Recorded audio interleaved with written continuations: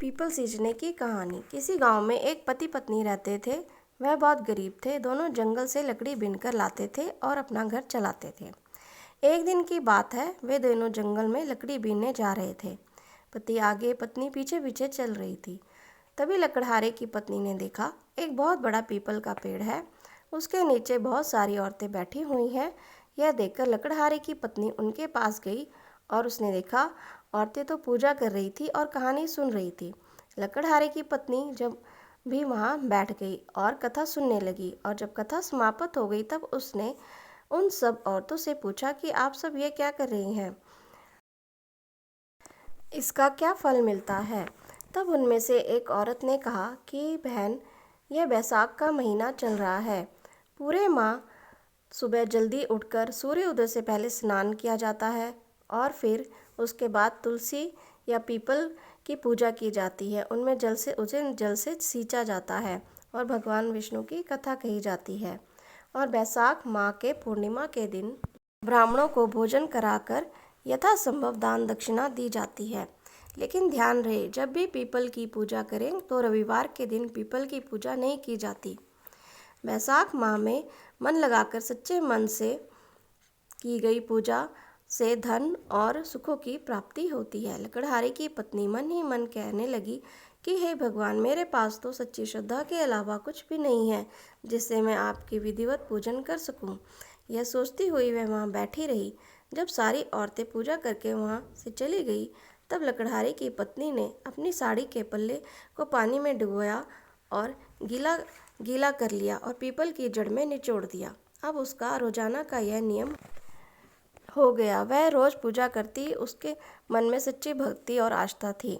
जब शाम को पति पत्नी लकड़ी लेकर आते तो वह एक लकड़ी निकालकर अलग से रख देती, क्योंकि वह सोचती थी जब यह लकड़ी इकट्ठी हो जाएगी तो पूर्णिमा के दिन इन्हें बेचकर ब्राह्मणों को भोजन कर देगी।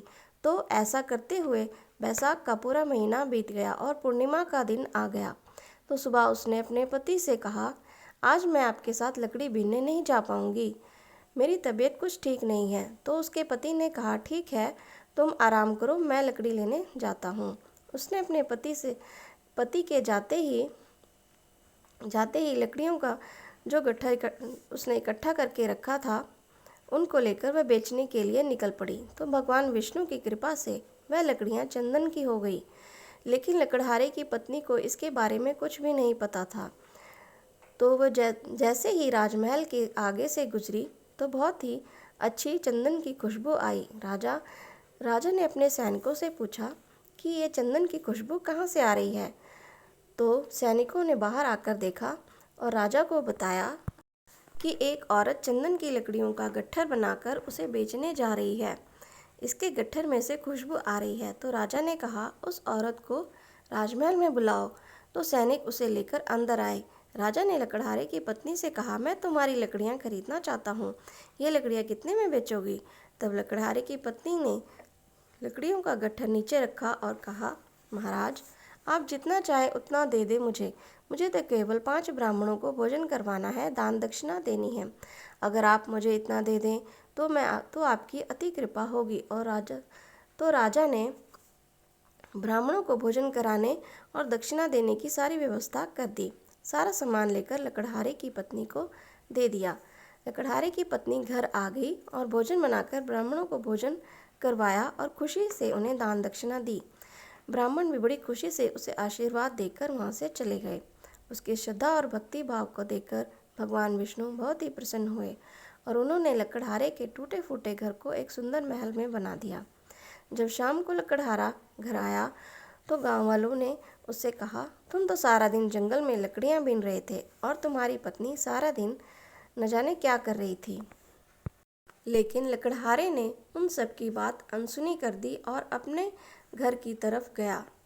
जब उसने अपने घर की जगह महल को देखा तो वह आश्चर्यचकित रह गया। यह सोच रहा था कि यह मेरा टूटा फूटा घर था, यहाँ एक महल कैसे आ गया। पत्नी बाहर आई और वह बोली, आप अंदर आइए।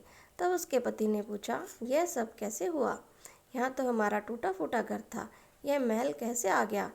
सच सच बताओ, यह सब कैसे हुआ। तब उसकी पत्नी ने सारी कहानी अपने पति को सुना दी और कहा, यह सब तो हमें भगवान विष्णु की कृपा से प्राप्त हुआ है। यह सुनकर लकड़हारा बहुत खुश हुआ।